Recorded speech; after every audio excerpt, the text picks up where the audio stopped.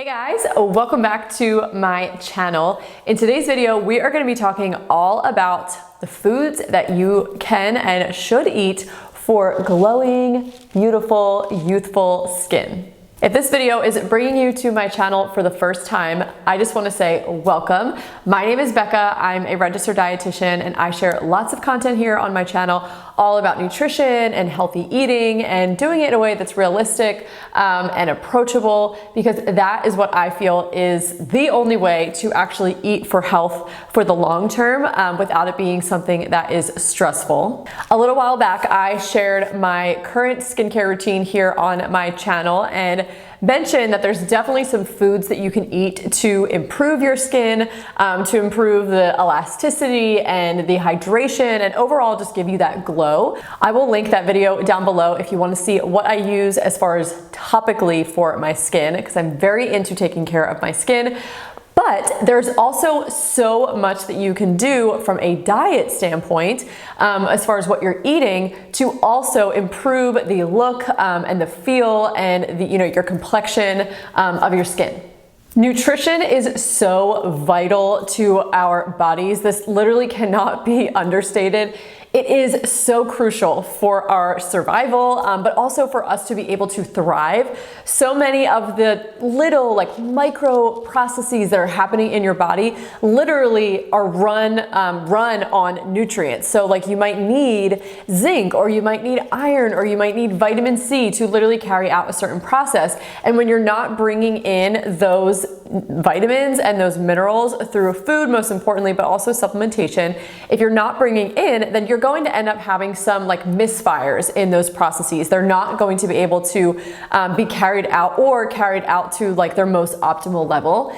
Nutrition is so key. There is definitely room for balance, and I am very much anti perfectionism or being a purist when it comes to dieting, because it does need to be something that you're going to do in the long term. However, fueling your body with whole, real, nutrient-dense, rich foods is not only going to make you feel better, but it's actually going to make you healthier, and it turns out can have a big impact on your skin as well. A nutrient-dense diet, specifically foods that are high in vitamin A, vitamin E, vitamin C, vitamin D, also selenium and zinc. These play major roles in our the different processes that are carried out in our skin. And these vitamins and minerals are actually fueling these processes. So, for example, collagen synthesis, or cell regeneration, or protecting our skin from oxidative stress and oxidative damage.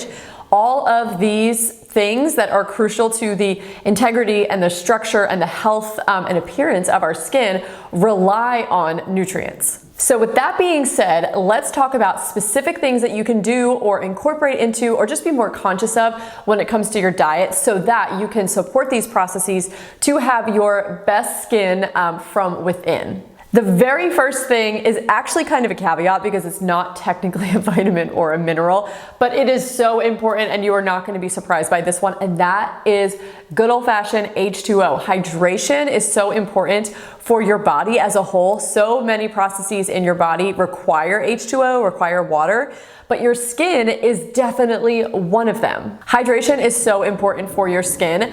And when you think about it, when it's involved in so many processes in the body, skin, while it's our largest organ, it's not high up there on the vital organs, okay? So if something is, maybe we're dehydrated, skin is going to be one of the first things to start, feeling the effects of that loss of water. Whereas we need to make sure that we have enough water in, in our blood, or in our, to use in our intestines, or for whatever process we're trying to carry out. Essentially, there's more important ones.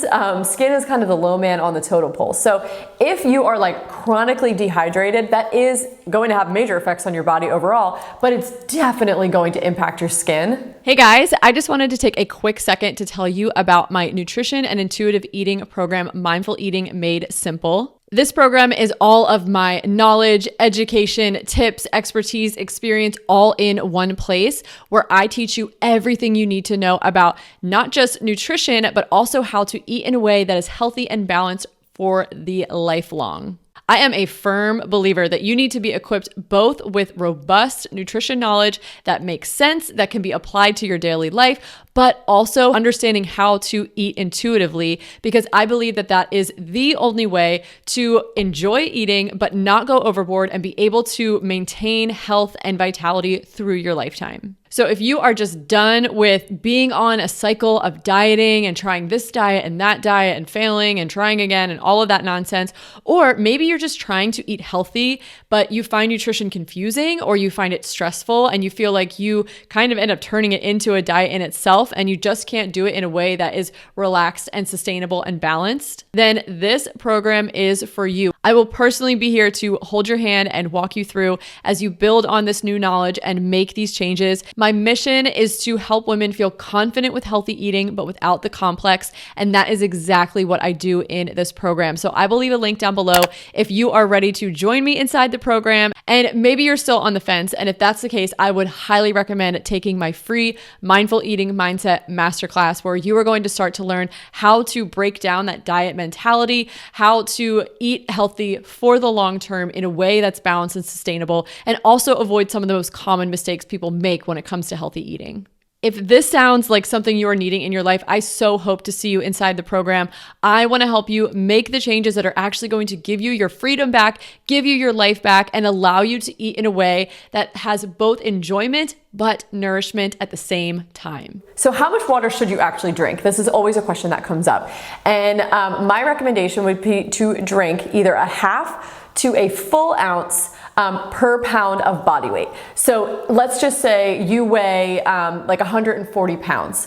140 ounces of water would be more than a gallon. That would be a lot. You don't necessarily have to go to that high end unless you actually like enjoy drinking that amount of water, but half to full, somewhere in there. So it would be like 70 to 140 ounces would be a good range to shoot for. But then obviously, you know, pay attention to your body, pay attention to thirst. When you're peeing, like how clear is your pee? Is it very concentrated and yellow? That means you're super dehydrated. You need to drink more water. If it's almost clear, that means you're very hydrated and you're doing a great job. So don't just go strictly by like a prescription number that me or anyone else is giving to you. Actually look at your body, pay attention to your body.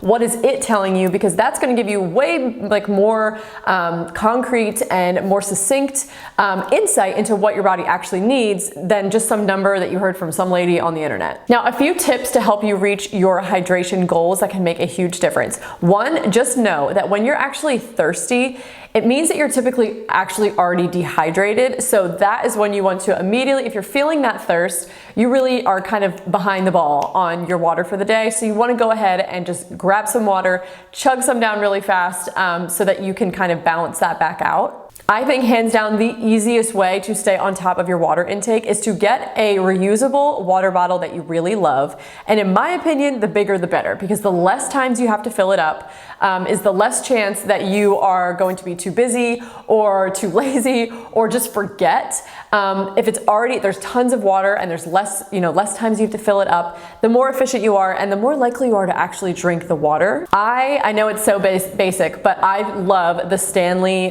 tumbler. Mine is literally too far for me to reach and show you guys right now. It's 40 ounces, it's massive, but I just love that cup. I know like everybody on Instagram loves that cup, but it really is, it's just so, it's so good. I like always meet my hydration goals when I'm using that.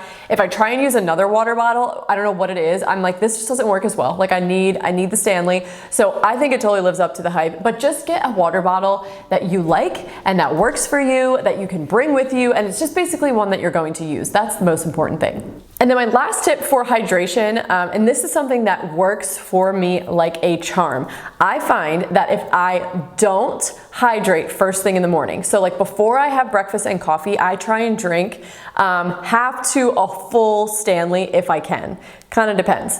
But that's like a full one is my goal. I don't always get there, but that is my goal because I like to start off the day fully hydrated. If I don't do this, on the days that I don't, I find that I don't really want to drink water throughout the day. It's like this weird reverse psychology, I don't know, where when I'm dehydrated, it is harder for me to drink water, but when I'm hydrated and I start off the day hydrated, I like want to drink water. It actually like makes me like enjoy it more and like more likely to go for it. Whereas when I'm dehydrated, I don't know what it is. I just don't want to drink water. It makes no sense, but that is just like a little anecdotal something that makes a huge difference for me, and maybe it will for you too. Next up, we have antioxidants. Antioxidants are very, very important in specifically the role of protecting your skin from oxidative or environmental damage. Basically, what antioxidants do is they neutralize free radicals. I have a whole video in my Nutrition 101 series here on my channel all about antioxidants that goes into this in more detail. But free radicals are basically these very unstable chemical compounds that will go around your body, and they're totally a normal part of our biology. You're never gonna like fully get rid of them.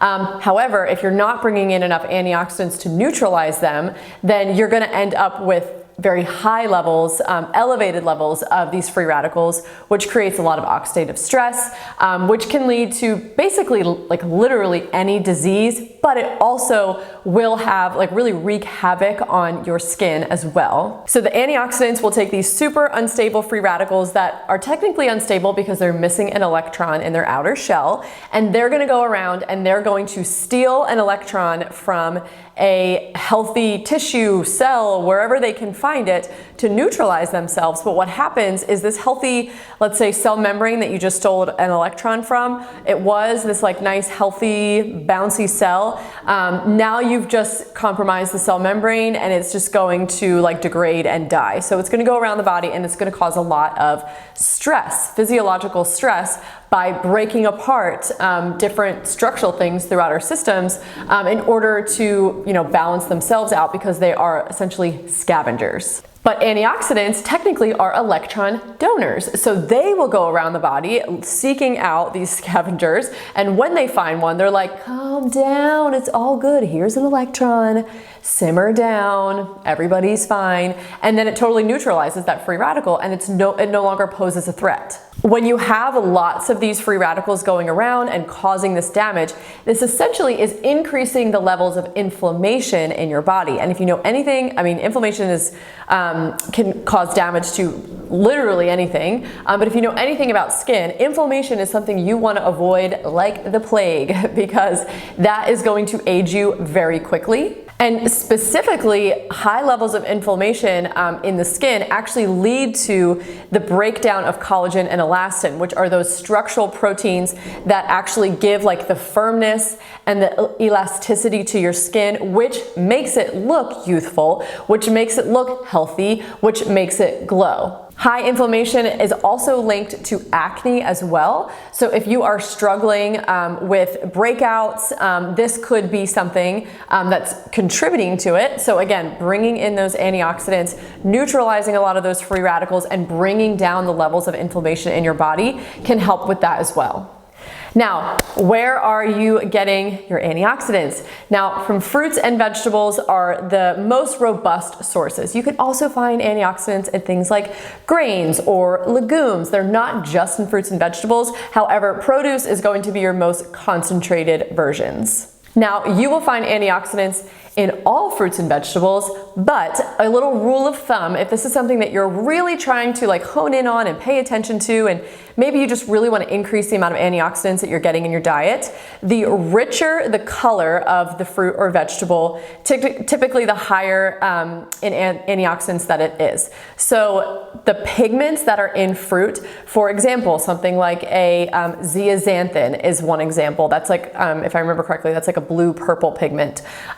That actually has antioxidant power. So if you think of something like a blueberry, it's a deep, rich blue color. That is going to have a lot of antioxidant power. If you think of something like kale, it is deep, rich, dark green, full of pigment, full of antioxidant power, versus something like an iceberg lettuce that has a very faint, almost like a lot of white color to it. Now, is iceberg lettuce bad? No. If you like iceberg lettuce, continue to eat it. But it's just not going to have the same antioxidant power as, one of its green leafy sisters like a kale or spinach. Now, in talking about all of these antioxidant-rich fruits and vegetables, that actually leads me to my next point, and that is consuming vitamin C. Just a minute ago, we were talking about collagen and elastin, the structural proteins that give firmness and elasticity and structure to your skin. They actually require vitamin C in their synthesis. So remember when I was talking about how there's certain processes in the body that require certain nutrients to be carried out, and if you don't have enough of those nutrients, then that process is not going to be carried out to its full optimal level. Vitamin C and skin is a great example. So if you don't have enough vitamin C, you are not fully producing all the collagen and elastin that you could, which is going to make your skin more youthful, firmer, and more glowy. And a great way to kind of like bring this back around and really like understand what I'm talking about here is if you think of pirates, you think of scurvy. They're missing legs, all their teeth have fallen out. That is because they would go on these long voyages and they would eat literally no vitamin C, and they would all be vitamin C deficient. So their skin would like start to break down. They would like have to get amputations because their skin was literally falling apart and getting infected. All of their gums were falling apart, so they were losing teeth. That is literally because they didn't have enough vitamin C in their body. Now that's obviously a very extreme example because most people nowadays are not going on long voyages where they're not consuming any vitamin C for months on end.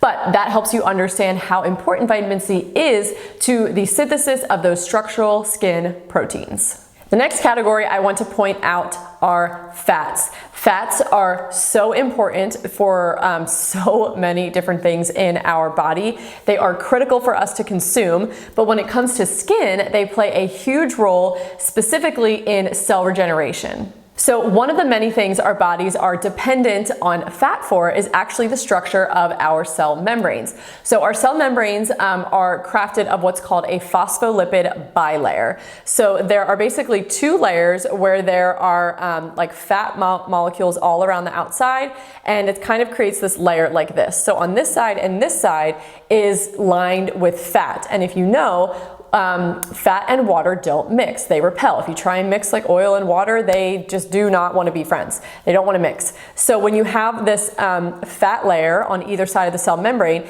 it's going to keep water that's in the cell inside the cell, but then it's also going to keep water that's outside of the cell outside of the cell. So it keeps everything right and tight, let's just say. Now, of course, in order to make a new cell, you have to make a new phospholipid bilayer. So you need lipids, aka fats, and your skin has an incredibly high turnover rate, meaning it regenerates very quickly, much faster than a lot of other areas in the body. Your hair and your intestines also have very fast turnover rates. This is why when someone goes through chemotherapy, they may lose all their hair and they may have a lot of like nausea and GI upset because it is literally, the chemo is attacking fast regenerating cells, which is what cancer is. And so it's attacking them and kind of killing them off. So you end up, seeing like between the GI distress and the hair. That's kind of, again, one of those things to kind of help you like understand what I'm talking about. So you need fat to make new cells. And since your skin cells are turning over very, very quickly, you need those fats in order to make those new cells. And if you're not bringing in enough fat, again, this is a process that's going to slow down. It's not going to be optimal. And you're going to see, you'll start to see dullness or maybe like a loss of elasticity or whatever in your skin because you just don't have what you need in order for that turnover to happen the way that it's supposed to. Another thing we use fats for in our skin is actually to create oil. Now I feel like oil always seems to be like the enemy. We like don't want oil on our skin. We actually do want oil on our skin because that helps lock in the moisture in our skin. We've got this oily layer on the outside. It's going to keep water on the inside. And the more hydrated our skin is, the less it's going, or the more it's going to resist aging, like fine lines and wrinkles. So we absolutely need fat. And I do want to comment on types of fat because I feel like it's definitely important and plays a role. Again, I don't think we need to go for perfectionism with our diets. I think that can actually cause more harm than good if we're doing this for the long haul. But it is important to pay attention to your omega-3s and your omega-6s. Both of these fats are essential fatty acids, meaning we cannot synthesize them in the body and we do have to consume them from outside sources. So your omega-3 fats are very high in things like walnuts, chia seeds, flax seeds, salmon. Those are all great sources of omega-3s. And omega-3s are actually anti-inflammatory. Now, omega-6s, on the other hand, are going to be higher in things like meat and poultry and eggs, and they tend to be a little bit more pro-inflammatory. Does it mean that you shouldn't eat omega-6s? No, that's not at all what I'm saying. All of those foods, especially from grass-fed sources, are incredibly nutrient dense and not something that I feel should be removed from a diet by any means. However, if you're looking at like the standard American diet, which is very nutrient poor and not full of very nutrient dense real whole foods, you end up with an omega-6 ratio that's much higher than omega-3s, and you want them to be more or less balanced so that you can kind of keep that inflammation again in check. We want to avoid inflammation for many different reasons, but when it comes to skin, that is something that's going to age us more quickly. It's not going to give us that youthful, glowy skin that we desire. So there are my 4 categories for you to focus on when it comes to consuming foods to improve your skin. It definitely, while you can use lots of topical stuff to make your skin look amazing, and I am all for that, there definitely is room for creating this beautiful skin from within and using the different foods that you're eating to really beautify your skin. But also remember, all of these things that I've mentioned are great for health overall. So if you're doing this, you're also going to be improving how processes are running in your body. You're going to be improving your levels of inflammation. You're going to be improving your levels of hydration, which have massive effects across the body. So these are all really great things just to focus on in general for health. But as an added bonus, they are going to make your skin look more beautiful as well. Thank you guys so much for watching this video. I hope that you found it helpful. If you did, I would absolutely love for you to share this with a friend, share it with on social media, so I can just help other people understand these topics to really, see the science behind them and actually make it something that makes sense. That is all about, or that's what I am all about when it comes to educating on nutrition, because I feel like there is definitely a lack of that. And if you found that helpful, I'm sure somebody else would too. So I would love it if you could share. But that is all I have for this video. Make sure to subscribe if you haven't already, and of course leave me a comment down below. Let me know what videos you would like to see next, because I find that feedback so valuable, and I obviously want to make videos that you guys want to see. But that is all I have for this one. Thank you so much for watching, and I will see you in the next one. Bye.